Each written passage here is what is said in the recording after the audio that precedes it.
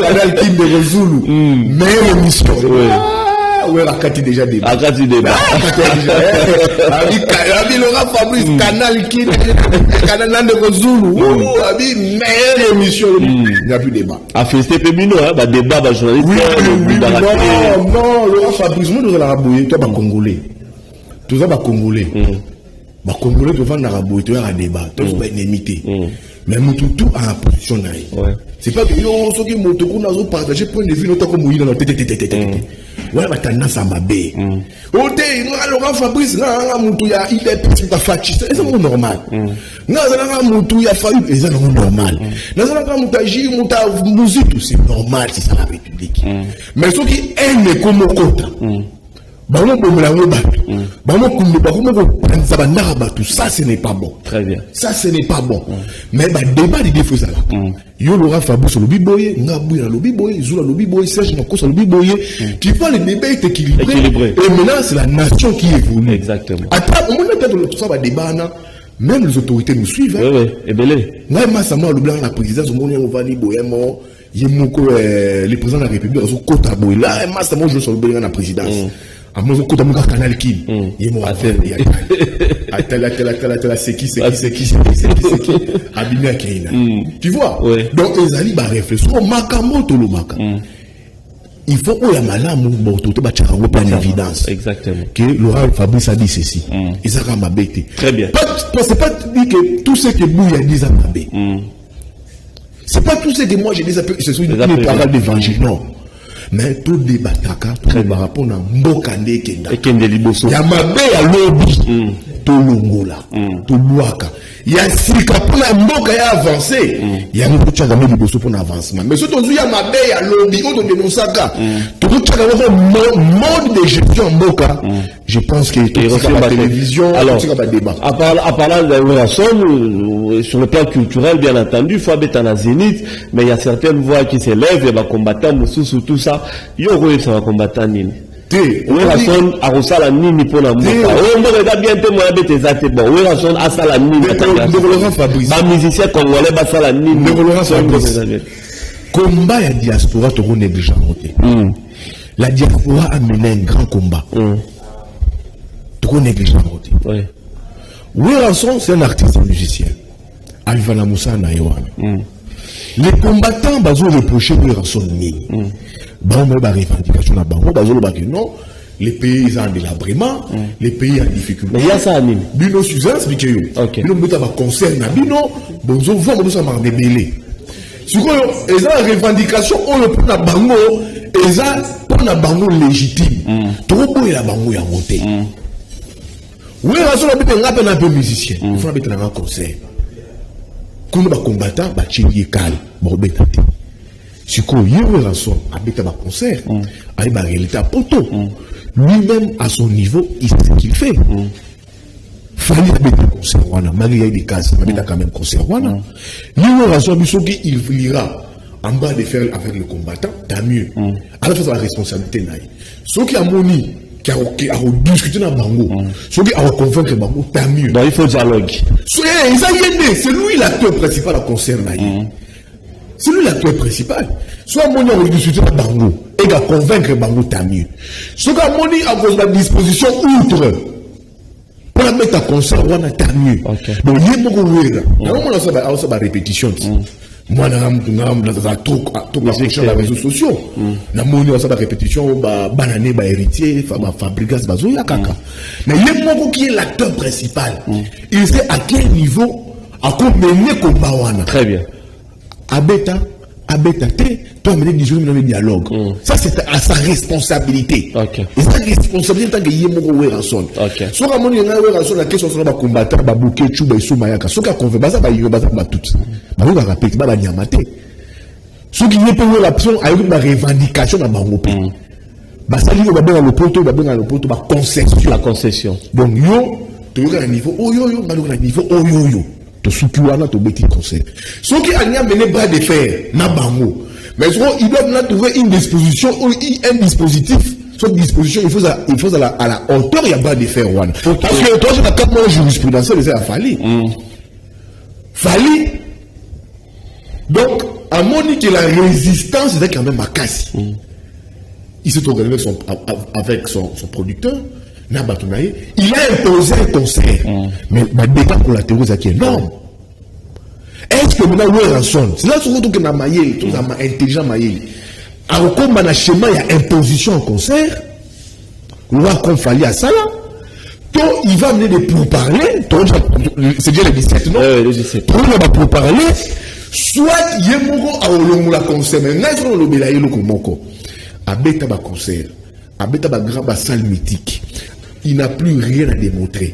Bien que ma nouvelle génération est matie, il a la sagesse. Très bien. Et pour ça, il y a à quel niveau, parce qu'il est l'acteur principal à mener Mitumbawana pour que les concerts n'aillent pas. C'est même l'acteur principal. Donc, très bien. Nous de voir comment est-ce qu'on met Babitoumana, donc c'est un peu ça. Le reste là. Le reste là, très bien. Merci beaucoup. Comment jurisprudentiel il a fallu. Très bien. Fali a imposé un concert. Malgré, quand tu parles de Batou Zolo, il y avait des soutiens, il semblerait, selon certains combattants, il y avait, il y avait des ramifications politiques. Il semblerait. Mais est-ce que Yesukouira a imposé concert? Ça, c'est à nous de voir. Très bien.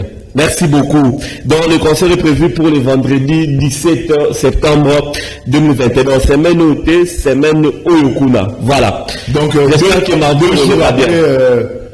2 jours après marche à la Mouka. 2 jours après. Voilà. Mais les marche à la Mouka.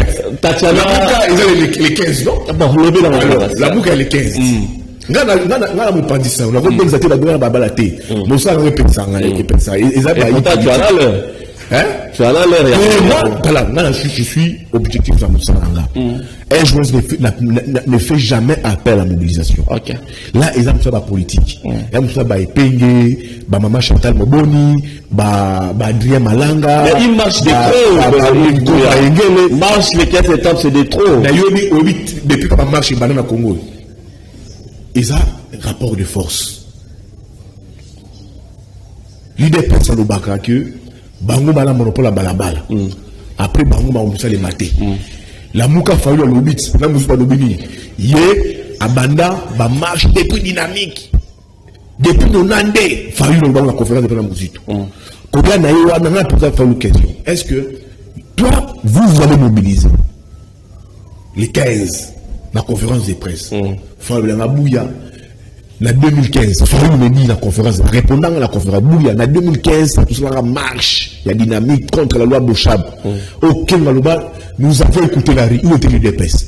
L'UDPS, ça va la négociation, il Ibizana Venise. Mais là, ok, c'est bon.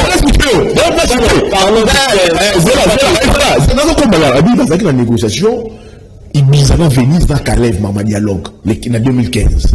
Il est besoin de la balade. C'est pour dire comment on va dire que non, l'UDPS n'a pas le monopole de la rue. Ah, monopole de la balade. Donc c'est pour dire que bah, les 15 dans la balade. Malgré la marche, tout le monde a besoin de une côte d'ambosso, ceux qui côte d'ambosso, parti et Koufa, tu as un parti n'a été. Alors, on va y faire marcher. Ah, Joe Biden. C'est quand même le président. Joe Biden. L'objectif c'est quoi, Yves Bouy? L'objectif n'est pas comme journaliste.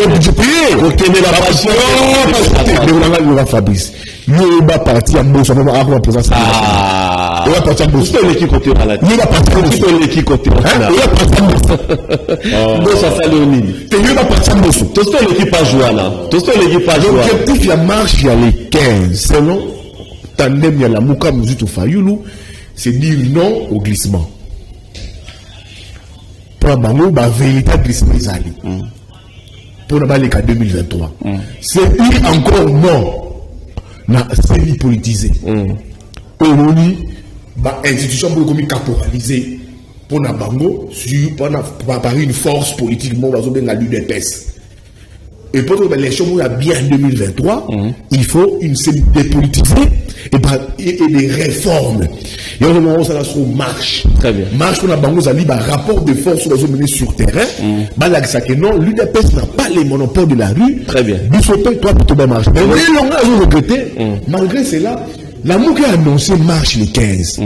au moins ba parti mususu comme on annoncé pe Yamboso parce que dans la démocratie parce que nous avons IDPS et nous annoncer marche mais c'est pas méthode ça va tout ça va monter mais c'est pas méthode de sous Kabila et ça que non au moins sur opposition et annoncer marche bango pe perdre annoncer marche au moins c'est une bonne guerre non mais ça c'est pas méthode mabé au moins une fois de opposition dans IDPS il fallait ça mettre mon triomphal là la triomphale là, c'est la triomphale là. Très bien. Au moins, dans la tombe, on a qui lui sont 4 Jeffans dans la babani balé de 6 ans à 18 heures. Je te souviens. Ceux qui sont IDPS. Et comment ça va méthode ou on a oyo, va subir ça, va dénoncer ça. On a table comme mode de gestion, ça c'est pour la démocratie. Très bien. Merci beaucoup. Donc, marche les alliés pour le 15. On va suivre la recette à marche là. Parce que ce qui est flopé, ça ne sera pas bien pour... Guys, la question que j'ai posée à Mouzito et à Fayoulou. L'IDPS c'est le monopole. Fayoulou a répondu en 2015, l'IDPS a un dialogue na Kabila, Ibiza Venise, on va mobiliser. Tant qu'il y a Katawana qui est tout ça, Azak président élu, Azak la légitimité à peuple. Très bien. Il y avait aussi des caméras, il y avait aussi la dynamique. Non. D'ailleurs, Nadal qui est suspendu pendant 16 mois par mais c'était comme ça. Félix, tu sais qu'il faisait la caméra, balomé la mouka bagana Genève. Fayoulou a tiré la musique, toi bazunga, parce que toi retour à Waouh. Toi retour après le séjour passé na. Tu parles de 2015, non? C'est 2015. Ok, de 2015, il ne peut pas rater. 2015, il y a une opposition. 2015, qui ba caméra. Fayoulou, Nyongo, voilà. Jean-Lucien Boussa. C'était la dynamique et Botamaka na 4 parlement. Moke tout. Soit Mouyambo et Bini dans le parlement et Bala. Très bien. Sauf que le lobby en les 15. La réponse à ça dans la conférence de presse. Très bien. Les 15 pays, la qualité de la président lui, à ma président lui, à la légitimité à peuple. Il est dans les 15 de Balabala, il va imposer ses rapports de force. Très bien, que Yves Bouya soutient. Très bien. Merci beaucoup. Merci beaucoup. Alors, Tatiana Osango. Bakacho Aner et Kangama, on va finir. D'abord, on a été déçu. Balou la besoin Bakacho Aner et Kangama Yango. Ils ont coexisté toujours. J'étais la famille à Tatiana Osango. Sur la Banabanda Toubaébi, sur l'avenue d'Ibamboma. J'ai vu sa grande soeur, que j'ai permis de citer, je cite ici, assis au Sango. Je suis allé voir la grande soeur passer au Sango. Je dis, mais c'est quoi la fin de Tatiana? Sa grande soeur me dit, Tatiana ne mange pas. Nabilamba, elle ne change pas. Elle ne change pas. Pour une fille, pour 5 jours de détention. Pour une fille propre comme Tatiana. 5 jours de détention, elle ne mange pas. Au monde, on a raté. Bazo, so, sa sœur me dit ceci. Et comme le problème, il y a enveloppe.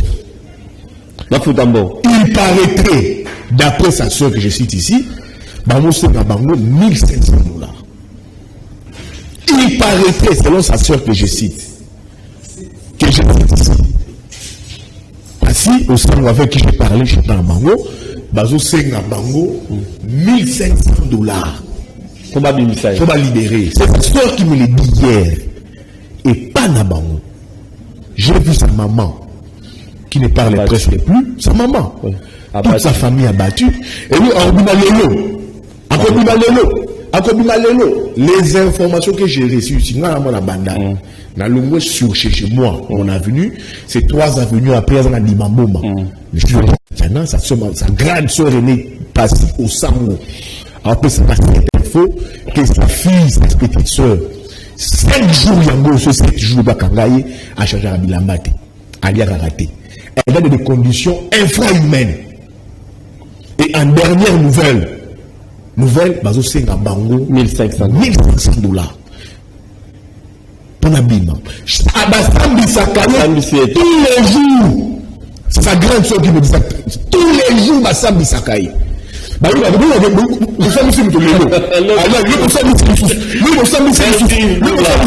Alors, ça, c'est pas bon. Ça, c'est pas bon. Il faut qu'ils nous reprocher nous. Bon, nous, on a un an, la parquet, oui. Alors, ça, on a parquet. Si on dit qu'il y a des reprochés, ceux qui apologient à tribalisme. Mais Augustin Kabou en a dit des trop ici.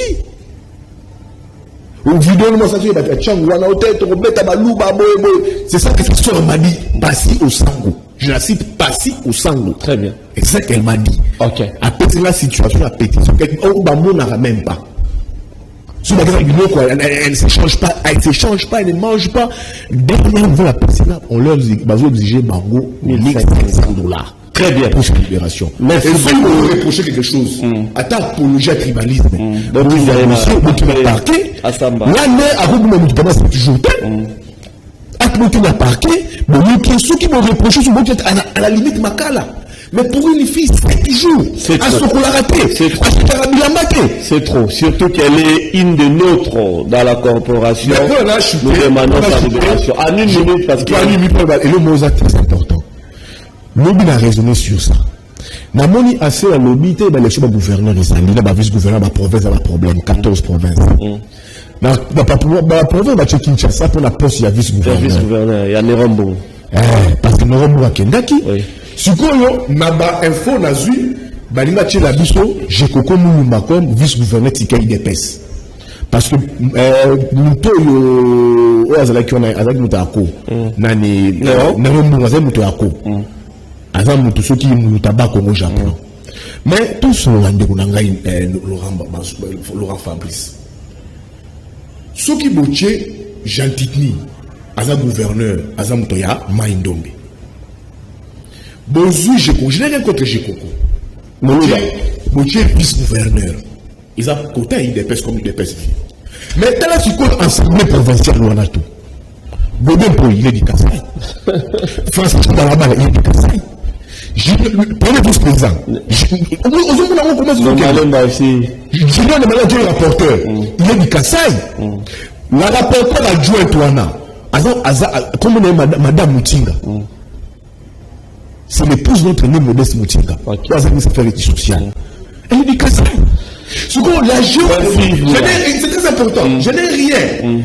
Il faut savoir jouer dans la géopolitique. C'est quelle image de notre navire? C'est une image. Affaire à suivre. Merci beaucoup. Même le président de la République, le président de la République, il est du Kassai. Premier ministre, il est Katangé. Président de l'Assemblée nationale, il est de l'Ouest. Mosso, Bandundu. Aujourd'hui, président Sénabat, il est de l'Est. Mais même aujourd'hui, la Kinshasa, le Tchétchatini, Maïdombe. Aujourd'hui, je te conçois l'équipe Kassai. T'as là, tu consultes l'Assemblée provinciale. Merci beaucoup. Il est Kassai. Chibalabala Kassai. Nani, Namalema Kassai. Rapporteur Kassai. Quelle image de l'immobilier ça ton avis? Affaire à suivre. C'est une très mauvaise image. Merci beaucoup. Une très mauvaise image. Merci Bouya. Namoni Toki, malgré toi, la clim, ça veut dire qu'on lit pendant Mbogana. Il faut jouer politique et ça là. Il faut jouer politique et ça là. C'est sur une base de ce passage, ça va poste. Sur une base de la géopolitique. Merci. Mabi Koto, Laurent Fabrice Azaliao. Amutaba Congo. Batali Koto Gimputu, peut-être Mutabandoudou. Batali Koto Bouya, peut-être Mutaba Congo. Batali Zulu. Batali géopolitique, faut équilibrer. Équilibrage. Merci beaucoup. Pas bon. Affaire à suivre. Mais c'est une mauvaise image pour la vie. Très bien. Merci beaucoup Yves Bouya. Mesdames et messieurs, c'est fini avec Yves Bouya. Demain jeudi, ça sera mon ami et mon oncle Issa Longo. Moi, je vous retrouve la semaine prochaine. Que la paix de l'Éternel Dieu Tout-Puissant règne dans nos vies. Merci.